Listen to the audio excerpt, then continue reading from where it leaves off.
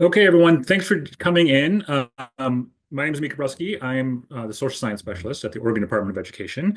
And today I'm co-presenting with friends from West Ed. We've been working on developing professional learning for educators across the state.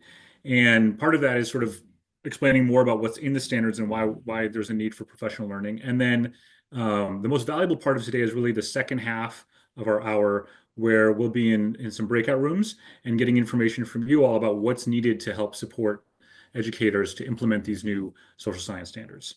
So, so what we'll do today is in the first part, I will talk a little bit about what's in the standards. We'll hear from West Ed a little more about sort of the process that we've been going through to gain more information about how to implement. And then that second half hour, we'll hear from all of you. Okay, I'm ready to go on to the next slide. Okay, so we're going to unpack, explore, and deepen your understanding of the newly approved and updated Oregon social science standards. They were just approved in June of 2024. They're going to be required for the 26-27 school year. So just to sort of get us all in the room together and know where we're from, if you could go ahead and use the chat feature to add your role and what you do in education and then where you're coming from. We can kind of see where we can fill in the map here. I'll give you a few seconds to use the chat feature while we let Lance in from the waiting room.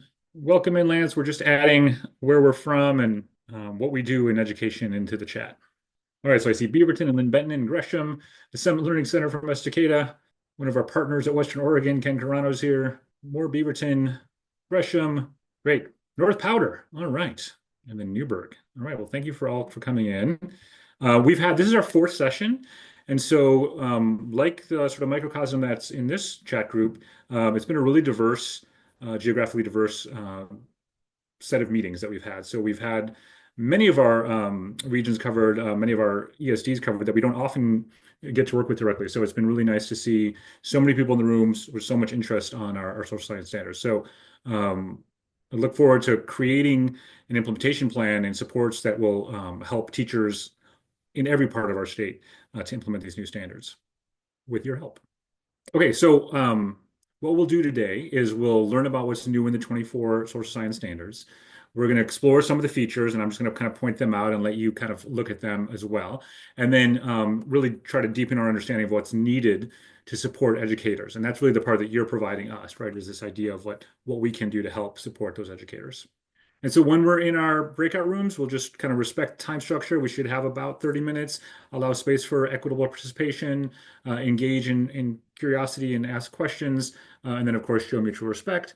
And then we'll have the chat feature open so you can ask questions in the chat feature. And some of those questions we'll be able to answer quickly. Others we will collect and we'll.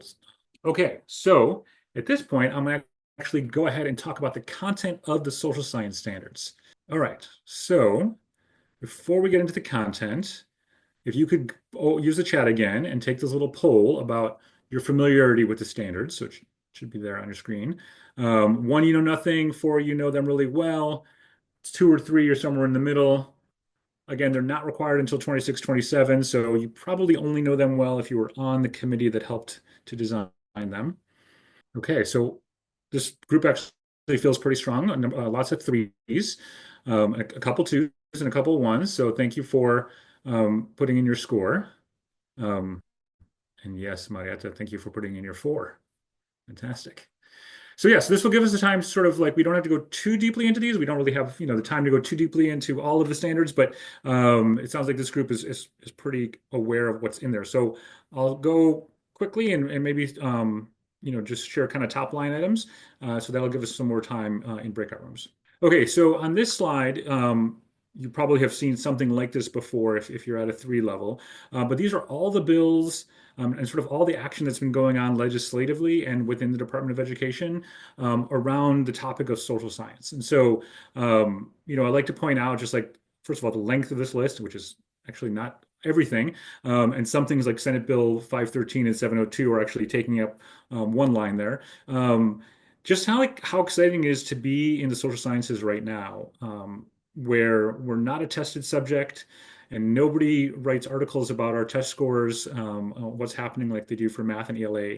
And yet there's just been this tremendous amount of interest in what students are learning in social science classrooms. And it goes back quite a ways, right? 2017. I was in the classroom for 25 years. There was nothing like this in social science. We got very little attention. And we certainly didn't get any funding to put together professional learning. And so Senate Bill 1050, you see from 2023, the reason we're able to pull all of this together today is really to think about how can we best help our teachers to implement these new standards with all these things the legislature was asking us to do. Um, how can we support that? And I also like to point out the picture in that it's not just the legislature, although of course that's the people of Oregon are working through the legislature, but the students of Oregon are the ones who really actually implemented many of these ideas that became bills, that became laws. So the House Bill 2845, which is sometimes referred to as Ethics Studies Bill, that was sort of the idea generated by students in the Portland metro area who then asked their schools at the local level to create a class like ethnic studies. That idea got taken up by the region and then eventually by a state legislator and became a House bill and then passed into law. And something similar for Senate Bill 664, which was our Holocaust and Genocide bill. That too was a single student, in this case, a middle school student, who had the opportunity to hear from a guest speaker, a Holocaust survivor, and was astounded by the new information she was learning and also wanted to make sure that other students would hear that kind of history. And so she contacted her local senator at the time, and he brought it forth to the Senate, sponsored that bill, and that became a law. So we're just kind of seeing the way that Senate Bill 513 and 702 talk about civic engagement, that students were already engaged civically, right? They were already asking the legislatures to better reflect their history, their contributions, and their perspectives in the social science curriculum. And so that's what we did with our standards, really thinking about how our standards could be more reflective and more inclusive by integrating these ideas of ethics studies, of Holocaust and genocide, of the civics bill, et cetera. Okay, so if you don't already have them, here's a chance to grab the standards. You'll see Megan has put a link in the chat. And so you can use that link, just hover over it, and it'll take you to the standards. Or you can use your QR code on your phone, your camera on your phone, and to get that QR code. I'll give you just a couple seconds to do that.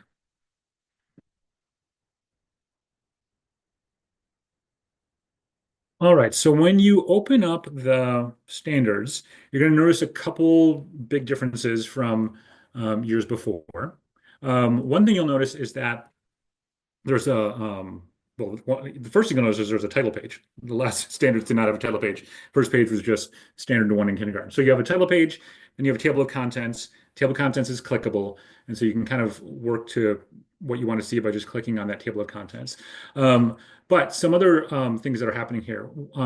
There's an introduction to the standards, which creates a grounding of sort of our legislation that I just reviewed. We include transformative social emotional learning in there. There's a number of sort of definitions that are in there and some guidance about how to use the document itself. So that's in that introduction. The biggest sort of substantive change as far as like the standards themselves is probably the content specific examples. So I'll show you an example of that, but each standard also has at least 3 examples that teachers can use to begin to teach to the standard. For K5, if you're a K5 person, you'll notice that there are actually more standards in K5 this time than there was in 2021. But that's mostly because we separated some of the longer standards that were asking for multiple skills or multiple pieces of knowledge to be taught and assessed. We separated those out so that would be more easily achievable by teachers and students. We also created some consistency around the domains by adding learning concepts to each of the domains, history, civics, geography, and economics, and you'll see that in just a moment. And then a big change for middle school was we created a way to sort of end the debate around should the standards be chronological or geographic or thematic. We created a 6-7 blend that's going to allow schools to decide sort of what works best for them if they want to do a chronological or a geographic or a thematic approach. All right, so as I mentioned, there's the transformative social emotional learning there on page 8. We also took the Senate Bill 664, the Holocaust and Genocide learning concepts and put those from learning concepts into standards. So now you'll see those in standards sort of starting in the fifth grade and then moving through middle school and high school. Also, because of the new civics law, one was to create a standalone course for high school. So students need to have a zero point 0.5 credit course just on civics. And then for the rest of the grades, uh, we were supposed to reinvigorate the civic engagement pieces of our civic standards. So you'll see new standards for K-8 and then a few additional standards for high school to support that full semester course. Also with Tribal History Shared History, as all of you know, it actually covers more than social science. It's for science and language arts and math and health as well. But in these standards, what we've done is when you come to the fourth grade or the eighth grade or the high school, and there's a standard that's related to something from the essential understandings or from one of the lessons, that is hot linked into the standards themselves. So teachers will be able to hover over that link and go right to the Office of Indian Ed education page. And then finally, there was another bill, Senate Bill 3, that identified financial literacy as too important to be taught by social science teachers. So we took it off of social science, and it's now its own course with its own standards. And so we have guidance on that as well, but it's no longer part of the social science for high school. For K-8, there is still some financial literacy standards, but you'll find them in the econ standards under earning, saving, and spending. Okay, so here are those domains. Everything but financial literacy remains the same. So civics, geography, economics, and history. And then you'll see the concepts. There's 4 in each. Those 4 are consistent through the K-12 experience for students. And all that changes is sort of the amount of standards that are addressing each of those concepts. So as you can imagine, as we're doing some sort of building blocks of knowledge, in the earlier years, some of those will drop off a little bit, and then you'll have some more intensity around things like micro and macroeconomics, for instance. It really picks up in the high school. All right, and then we also took the historical thinking and social science analysis standards, which were sort of the skills standards in the previous versions. And we took most of those standards and actually embedded them into the content standards themselves, right? So you'll notice that when you look at the standards, that things like, explore multiple perspectives or use primary documents, those types of like skill sets around historical inquiry are already in the standards, but we also included all 10 essential disciplinary practices at the top of each grade level so that teachers would be able to use those to think about how they can continue to supplement the standards with these skills as well. Okay, so if you're looking directly at a standard, they all look pretty much the same. There's a little bit of color coding difference, but the far left-hand side will tell you the subject, in this case, history. Just under there, you'll see the concept. So in this case, continuity and change. Then we have the standard alphanumeric code. So if you're using a system of grading, proficiency grading in your grade book where you need a code, that's there for you. And then you have the text of the standard. And then finally, that new part, which is the example, can include, but not required. But these are the examples we thought would be helpful for teachers as they're thinking about how to really unpack these standards. So there's at least 3 examples for each standard, and some have more. And then just taking a close-up look at one of our Holocaust or actually 2 of our Holocaust and genocide standards, U.S. history examined the perspectives of survivors of indigenous genocide, Black communities destroyed by violence, and other human rights violations, utilizing primary sources from multiple perspectives. It's bolded in this example. It's not bolded on the standards themselves, but I wanted you to see the way we've included those skills and historical inquiry into the standard itself. And then because this is a U.S. example that was kind of generated from our Holocaust and genocide learning concepts, you'll see mostly U.S. examples then that could be used to unpack this standard, as opposed to the world history standard, which these would not be in sequence on the actual standards. Explain the significant events, public policies, and experiences of the Holocaust. And so specifically on that event, and then you have those 6 examples, obviously not a complete list of things you could teach there, but as ways that teachers might start their Holocaust unit.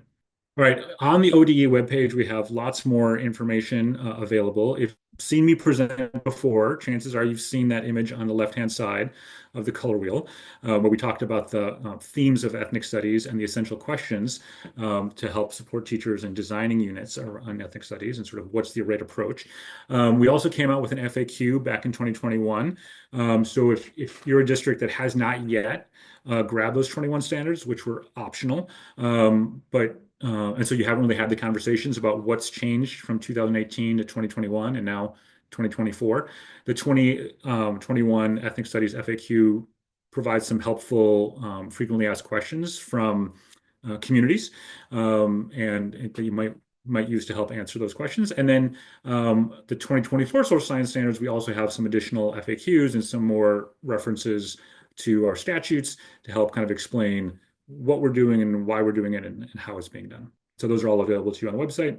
Okay, so before I pass it off, we just want to see if there was any clarifying questions that you wanted to put in the chat. And if you come up with a question that you want to ask, we'll have those that breakout room opportunity as well. So feel free to wait for that. And then, of course, we'll collect some questions that if you don't want to ask it out loud, we can also collect questions that way. Okay, so I'm going to hand it off. Thank you very much. It's being handed off to me. I'm Erica Boas. I am from West Ed. Good afternoon, evening-ish, everybody. It's good to see you all here. And I'm going to be focusing in on Oregon's approach to integrating ethnic studies, Holocaust, and genocide education into the social science standards for this presentation. So a little bit about me. I have a doctorate in social cultural studies and education and professional experience that includes having been an elementary school teacher and serving as faculty in a social science educator preparation program for secondary education. As an elementary school teacher, I really loved integrating social studies into my curriculum and finding ways to do that. So as outlined in Oregon House Bills 2845, 2023, and 2905, ethnic studies is integrated into instruction for the state's K-12 public school students. The inclusive 2024 standards expand the narrative that has historically and traditionally been represented in K-12 social science education. But what does it mean to expand the narrative? It means that first, ethnic studies has been integrated across the K-12 standards and does not act as a standalone set of standards. Second, it includes the investigation of gender, race, ethnicity, sexual orientation, religion, class, and disability. It explores how those categories I just stated shape and inform laws, policies, and other social interactions.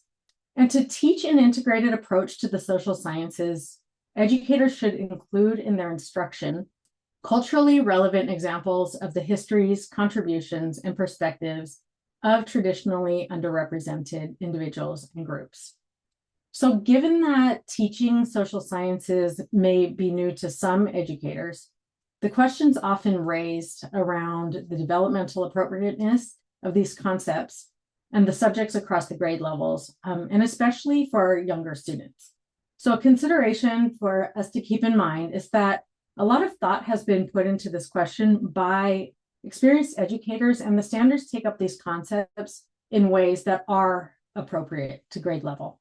So the 2024 social science standards represent an approach to the social sciences that ensures that student learning experiences remain there at the heart of instruction. So therefore, expanding the narrative within a framework of inclusive social science means including traditionally underrepresented groups of people in lesson plans and curriculum. Underrepresented is defined by ODE as the absence of history, contributions, and perspectives of individuals and groups in the traditional approach to the social sciences and or within previous social science textbooks. As legislated in those House Bills 2845 and 2905, the underrepresented category comprises 16 groups, which are listed on page 8 of the standards if you have those open. You can see those. So much like the question around developmental appropriateness, the creators of the standards have thought deeply about the challenge of including 16 groups in lessons and curriculum. And this is where culturally relevant and responsive pedagogies come into play. And the consideration for educators is to make decisions about which groups to center in their lessons based on who's represented in schools and classrooms that you teach in, as well as taking into account the broader Oregon context. Okay, so I've shared information on the what and who of inclusive social science and how those factor into the ideas behind what it means to expand the narrative. And now I want to zoom in on further considerations with respect to Holocaust and genocide studies. SB 664 legislates the teaching of the Holocaust and other genocides. And again, for young children, these may not seem to be immediately developmentally appropriate topics. However, it's useful for educators to know that while conceptually genocide is introduced with Native American history in the 4th grade, the term genocide does not show up in the standards until grade 5. SB 13, known as Tribal History Shared History, that Amit referred to earlier, legislates that ODE partner with representatives of the 9 federally recognized tribal governments in Oregon to create the 9 essential understandings of Native Americans in Oregon. So I want to point your attention to one of the essential understandings, which is genocide and federal policies. And I want to walk you through the way this legislation is reflected in the standards. So standard 5HCC, which is grade 5, within the domain history, that's the H, and under the code conflict and cooperation, CC, you'll find the standard analyze the effect of policies of assimilation and erasure, including cultural and physical genocide on Indigenous cultures in what became the United States. In standard HSWR CP19, which is high school, that HS, within the domain world history, WR, and under the code communities and pluralism, you'll find the standard analyze efforts among nation states and in the international communities, efforts to hold perpetrators responsible for their involvement in the Holocaust and other acts of genocide. So in addition to these examples demonstrating how the concepts are introduced by grade level, the first one is also an example of how the standards bring Holocaust and genocide into the specific domain of US history. And the second example shows how it is introduced in world history. So please remember that these standards are only a baseline and a foundation from which educators can build lessons that are culturally relevant. ODE, as Amit also pointed out, has provided many examples and resources for teaching the standards that can be found within the document. And educators can use them and adapt them for their specific school and classroom contexts. So in a moment, we're going to move into a really important part of our afternoon, which is a facilitated listening and learning session. And these have been really dynamic and informative over the past 3 webinars that we have presented.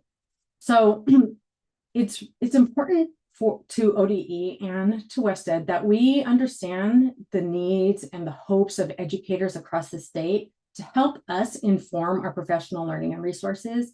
And we hope that engaging in these conversations with you will help us gain that understanding. So these conversations are also helpful for you to meet and learn from one another. And I believe that Megan has also in the chat shared a survey where you can share anything that you want to share with us around your perspectives, opinions, hopes, needs for the social science standards implementation. So we want to provide you, before moving into these listening and learning sessions, provide you with what we have learned so far from the field in Oregon, the folks who are teaching and interested in social science education. So what we're about to share are largely collected through interviews and survey responses so far. And what we want to do is share these so that you can respond to them, share what resonates with you, and add additional thoughts. So the first thing we want to share is that there's quite a lot of excitement about the 2024 standards. We've heard this across the webinars, we've heard this in interviews, in our surveys, and in conversations that we've had. And the examples and resources provided by ODE have been met with a lot of enthusiasm as well. Yet despite this, due to strong emphasis on math and literacy assessments, what gets reported, there's been very little professional learning on the social sciences offered for educators across the grade levels. And further, elementary school educators receive even less professional learning in the subject matter due to the fact that they do not have their own standalone social science curriculum and must integrate across the subject areas as well. Another thing that's been shared with us is that the scope of the content included in the standards has been described, feels overwhelming at first glance to some educators. And this is also exacerbated by what feels like a short runway for implementation. And so this is why we are holding these webinars and doing professional learning over the course of this year. Furthermore, navigating the current political climate presents challenges, and this varies across geography.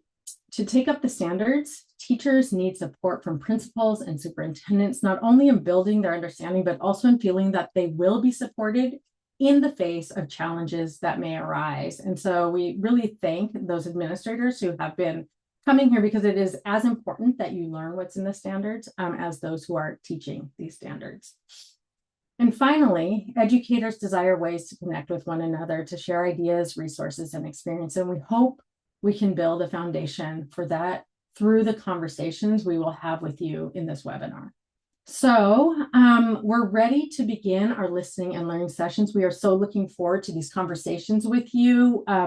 We will facilitate these in small groups. There will be a facilitator in each room and a note taker in each room. And we hope that you are able to engage in a really open conversation.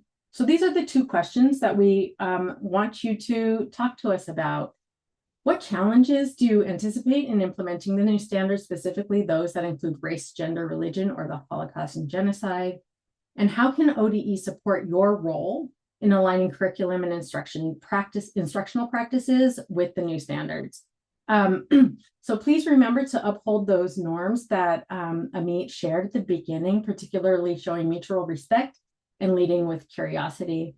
And we will have about 17 minutes for these conversations. So we'll see you back here at 10 minutes to the hour. Wow, that's always so hard. We don't even get to say bye. See you later. Zoom whiplash. I know. I think I got my last question out to you, Lori, but please feel free to chat it. So thank you for engaging in those conversations. Thank you, Holly. Please complete our survey. Thank you for those conversations. If you were talking and got pulled out of your room in the middle of your conversation, that's actually a really good sign, and I'm sorry. So welcome back, and thank you again.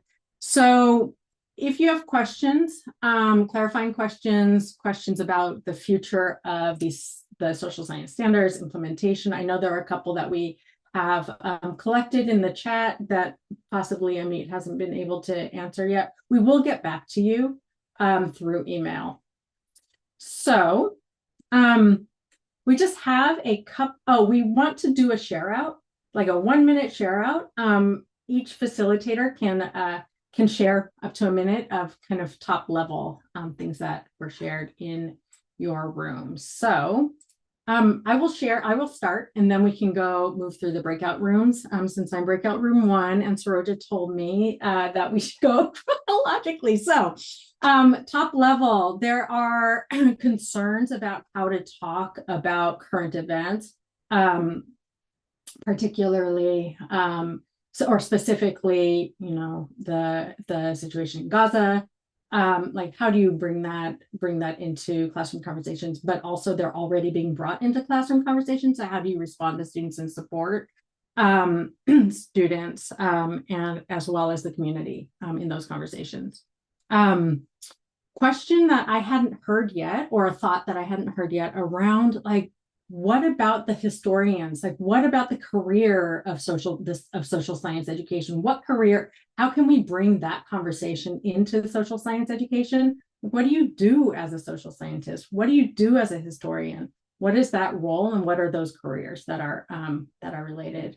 And then we talked about also like resources and how to find resources, you know, what kinds of books, what kinds of materials are out there, and then how can we kind of structure, organize a system around that a bit better so that they're more accessible. And I think my breakout conversation, breakout 2, room 2. That was my room, so I'll move really briefly. We had more district level staff, and I would say some of the challenges that we heard from them were very similar to what we have heard across the board, which is communications to go out to families and communities, to staff, how to have those communications, topics around gender and race and identity, politics are all things that they are concerned about. So just want language and communications and resources on like what to say, almost like a blurb, almost that they can literally just use and cut and paste and send out to parents. Support and resources.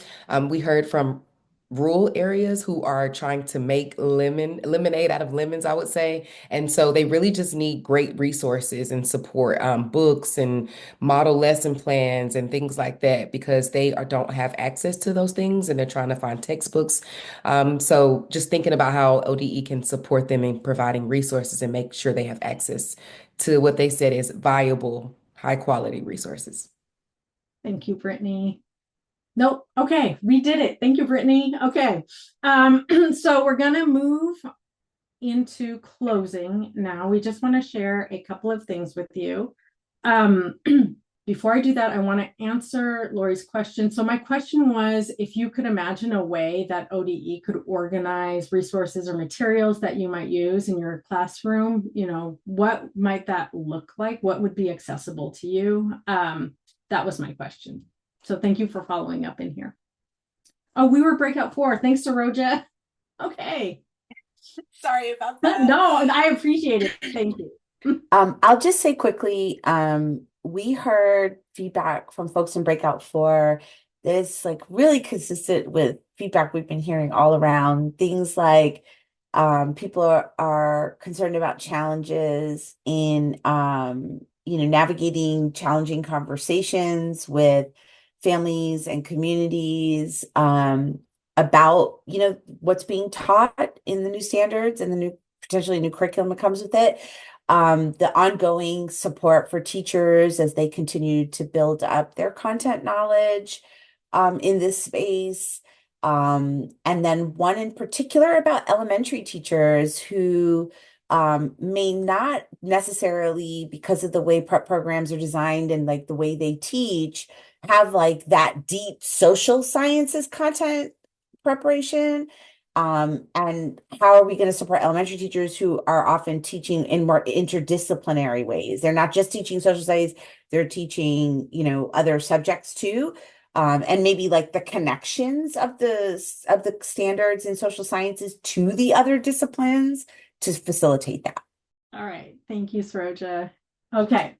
So now we are really going to move to closing. So you've seen the link to the survey in the chat multiple times. We really value what you shared verbally in the listening and learning sessions, and we really value what you share about in these surveys. We also have a feedback portion of the survey too about the webinar itself, but we're collecting perspectives on that survey too. So please complete that, okay, and hit submit. And we're just going to be quiet for a couple minutes while you get through a lot of that. With our remaining minute, I want to echo what Rebecca shared in the chat, which is we will be providing additional PL, professional learning and resources in the coming months. So we have your contact information now, and we will be reaching out to you. We'll follow up on this webinar with you. We'll send you information. We'll send you a PDF of the slide deck. and follow up on any questions that didn't get answered tonight. So we're creating resources to support the uptake and implementation of the standards. We're creating Canvas modules focused on content, and we're doing regional professional learning for those who may be in the position of facilitating the standards implementation and also teaching. So we encourage you to stay engaged and reach out further if you have questions. And Amit, did you have any closing? Just to say thank you again for everyone. And it's just great to see and see you in the breakout rooms, see your names on the screen, and just thinking about what you shared, and that just the impact that's going to make for students in our classrooms. So thank you for being so engaged with our new standards. Thank you, everybody. Have a good evening. We appreciate your interest. Thanks for being here.